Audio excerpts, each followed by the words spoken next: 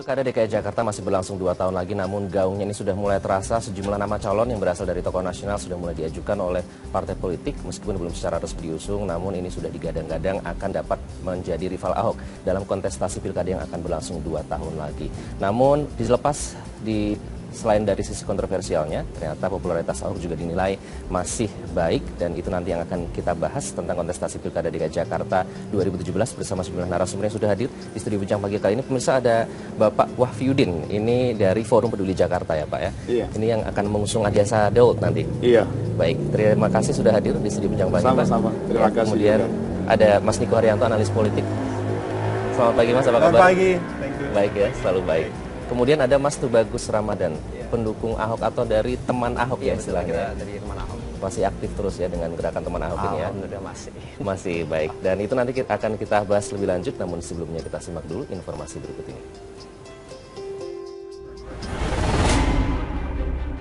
Pemilihan Gubernur DKI Jakarta memang masih akan digelar 2 tahun lagi, yaitu pada 2017. Namun gaungnya sudah mulai terasa. Banyaknya tokoh yang bermunculan menjadi pesaing Ahok pada Pilkada DKI Jakarta 2017 mendatang disambut oleh Ahok. Meski masih 2 tahun lagi, Ahok yang kini menduduki kursi nomor 1 di Jakarta itu tegas memastikan dirinya bakal mencalonkan diri kembali sebagai gubernur di ibu kota pada Pilkada 2017 mendatang. Komandan Jakarta itu pun telah menyiapkan sejumlah amunisi untuk menghadapinya berupa program unggulan ibu kota. Ahok memastikan amunisi itu akan menyulitkan para pesaingnya di Pilkada 2017 mendatang. Diakui oleh Ahok, komunikasi politiknya kini sudah mengalami perubahan, termasuk klaim hubungannya dengan DPR DKI. Ahok juga menantang kepala-kepala daerah yang berkualitas untuk menjadi rivalnya nanti. Wah, itu yang saya katakan, sejak kami masuk ke DKI, tujuan kami masuk apa? Supaya seluruh kepala daerah di Indonesia itu punya potensi, punya kesempatan untuk bertanding jadi gubernur DKI. Kalau semua yang terbaik mau jadi gubernur DKI, maka warga DKI mendapatkan gubernur yang terbaik dari yang terbaik. Bukan yang baik dari yang terburuk. Jadi itu pilihannya banyak. Kalau kamu dagang punya duit, bisa banyak yang jualan, untung di kamu nggak? Untuk menghadang Ahok kembali duduk di kursi gubernur Jakarta, sejumlah partai politik pun mengusung sejumlah nama tokoh nasional. Partai Gerindra misalnya telah menyiapkan sejumlah nama besar, seperti pengusaha Sandiaga Uno yang sudah mendeklarasikan siap maju di Pilkada DKI dan Wali Kota Bandung Ridwan Kamil.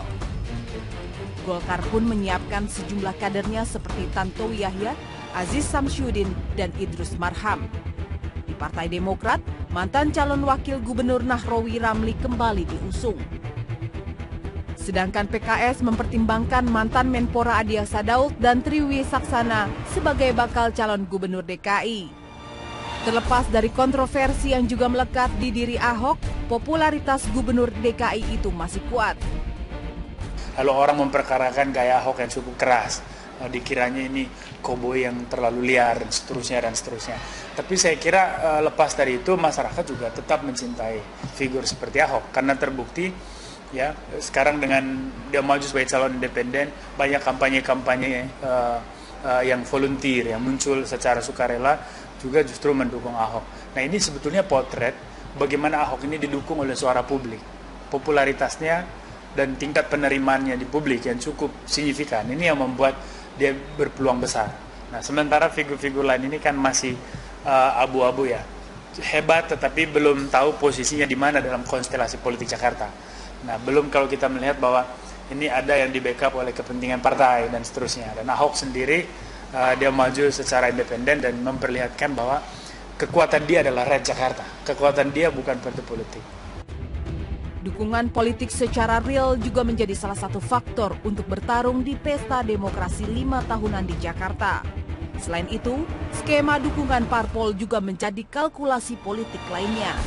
Selain soal usia dan soal track record, itu juga penting menurut saya ada dukungan politik yang real gitu ya. Nah ini yang sebenarnya bisa masuk di situ karena Ahok kan masih harus berjibaku dengan dukungan partai politik ya kan. Apakah ada partai politik yang mau dukung dia? Sekarang ini kan inisiatif yang dia lakukan adalah kandidat independen dengan cara menginisiasi dukungan publik misalnya lewat kawan Ahok dan lain-lain.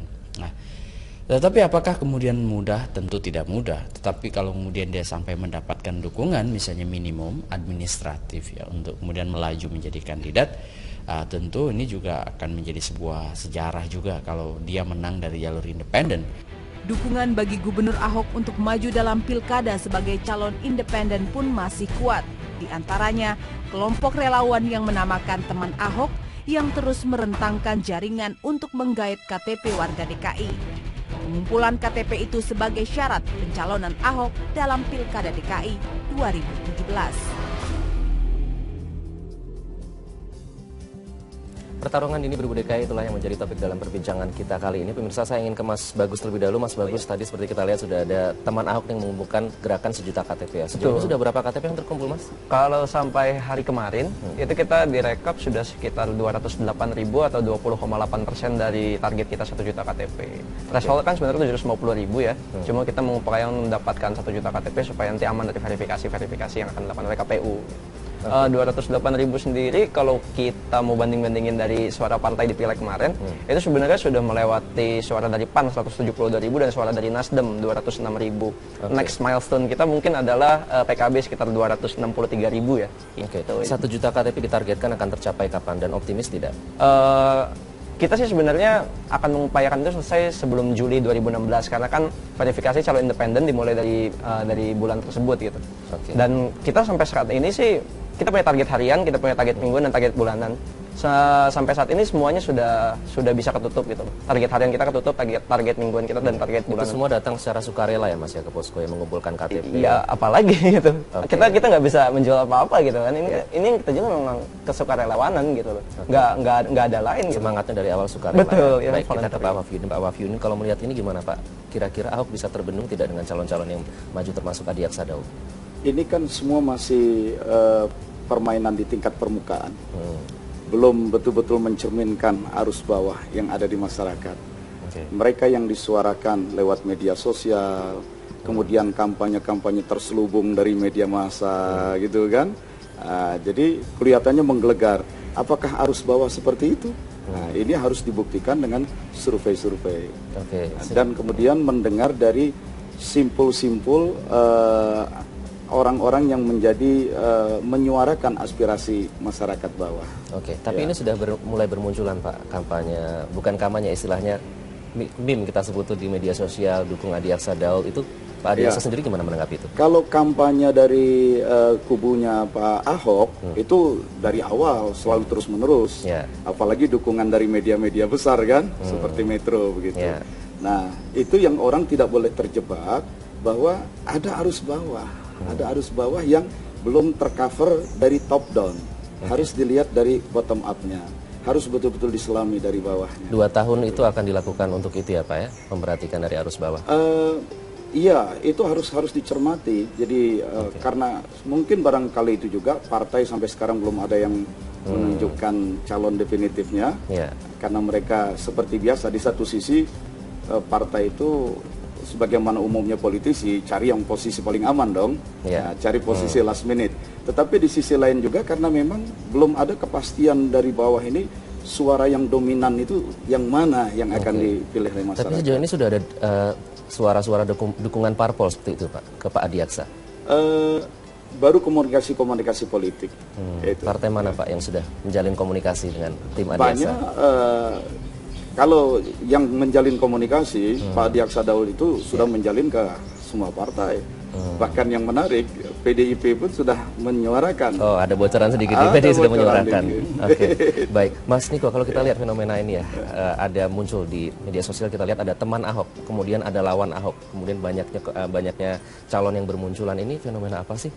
Ya, saya kira ini fenomena yang relatif baru di dalam dunia apa? Ya, saya kira ini fenomena yang relatif baru di dalam dunia apa. Memang kita kalau melihat semenjak ada pilkada tahun 2005 gitu ya atau 2004 mulai ada pilpres segala macam, itu belum mulai dengan medsos, tapi medsos mulai berkembang pesat itu sudah pilgub di Jakarta 2012 yang lalu. Nah, memang Jakarta ini kalau kita bicara pemilu ini ada banyak anomalinya, gitu ya, ada banyak anomalinya di mana misalnya tokoh yang didukung oleh kekuatan-kekuatan politik mayoritas di Jakarta itu belum tentu menang, gitu kan.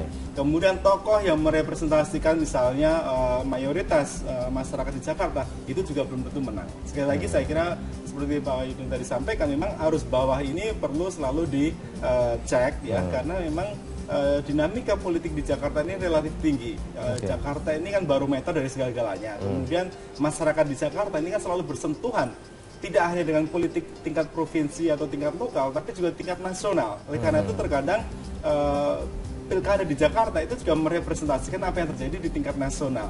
Nah, kalau masalah arus bawah tadi Pak, kebetulan Populi Center itu pernah mengadakan survei di Jakarta bulan Maret, memang sudah agak lama, sudah 5 bulan yang lalu, tapi paling nggak saya kira ini bisa menjadi salah satu basis ya untuk menilai bagaimana di tingkat bawah. Pada waktu itu Jakarta lagi banjir.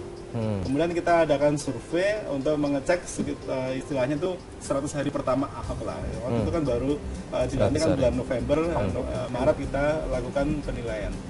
Itu 70% itu masih menyatakan puas Pak, memberikan penilaian yang positif. Bahkan kayak kita tanya rapor dari 1 sangat tidak puas sampai 10 sangat puas, itu 70,4% itu menyatakan memberikan nilai yang positif ya. Ini masyarakat Jakarta representatif termasuk yang ada di Kepulauan Seribu. Yang terbaru jadi, sudah ada survei lagi Mas? Ya mungkin belum saatnya dikeluarkan gitu kan. Tapi saya kira gambaran itu tidak beranjak jauh. Jadi memang penilaian masyarakat terhadap kepemimpinan Ahok ini masih relatif positif. Itu saya kira yang tertangkap dari survei maupun juga kalau kita lihat analisa dari media massa maupun juga media sosial ya. Nah, bagaimana peluang? Nah, ini saya kira yang menarik karena memang perjalanan waktu ke depan ini saya kira akan menentukan sekali peluang dari masing-masing tokoh yang akan berlaga di Jakarta, baik itu Ahok sendiri atau mungkin wagubnya kalau nanti pecah kongsi atau mungkin tokoh yang lain seperti Pak Adi Saja Daud, kemudian ada Ridwan Kamil, ada Sandiaga Uno, mungkin ada Tri Risma hari ini dan seterusnya. Saya kira peluang itu tentu terbuka.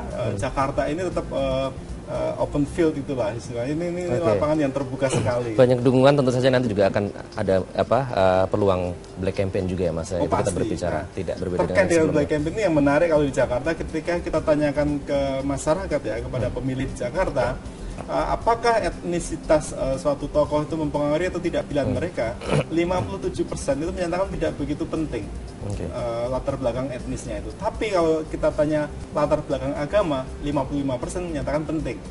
Penting itu artinya mereka merasa lebih baik memilih tokoh yang seagama dengan mereka, agama dia gitu. Oke, Pak Wafiuddin tadi kalau disebutkan Populi Center sudah menyebutkan survei tentang kepuasan publik. Sudah ada survei kecil-kecilan belum sih Pak dari tim Adi Aksadol sendiri? Survei bulan apa? Maret Pak. Bulan Maret. Dan juga dikatakan bagaimana dinamika berikutnya belum dikeluarkan. Saya pikir lembaga-lembaga survei juga belum akan mengeluarkan, karena masih menunggu, masih wait and see. Meskipun lembaga-lembaga survei terus melakukan monitoring, ya, karena tadi dinamikanya itu masih sangat peluangnya itu sangat besar. Kita ini pemilu kada atau pilgub yang ketiga tahun untuk Jakarta, pertama 2007 ya.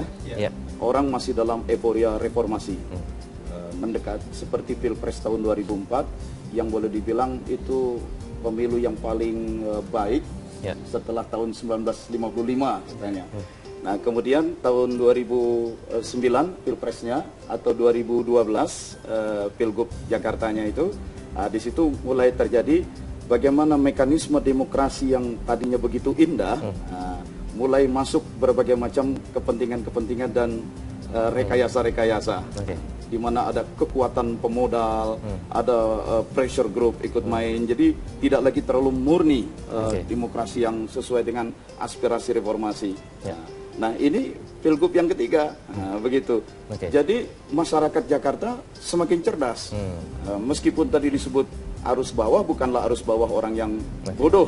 Gitu Iya, nanti itu yang akan Tadi disebutkan juga oleh Mas Niko, ini warga Jakarta